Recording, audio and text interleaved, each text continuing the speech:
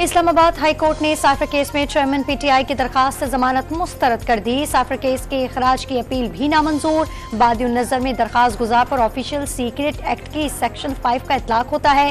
तहरीरी फैसला जारी। Cricket world cup के अहम मैच में पाकिस्तान और जनूबी अफ्रीका मद्दे मुकाबिल होने को तैयार। मेगा इवेंट में सफर जारी रखने के लिए शाहीनों के लिए फतह जरूरी।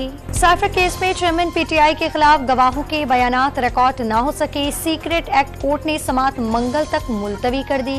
चीफ जस्टिस ऑफ पाकिस्तान की सरबराही में सुप्रीम जुडिशल काउंसिल का इजलास जारी। जस्टिस सरदार तारिक मसूद, जस्टिस एजाजुल एहसन इजलास में शरीक। साबिक chairman NAB justice retired Javed Iqbal के खिलाफ शिकायत का जायजा लिया जाएगा। नवाज शरीफ इलेक्शन लड़ने और चौथी बार वज़ीर आज़म बनने के लिए वापस आए हैं। हो सकता है 2 नवंबर को इलेक्शन कमीशन इंतखाबात की तारीख का ऐलान कर दे। लीगी रहनुमा ख्वाजा आसिफ का दावा।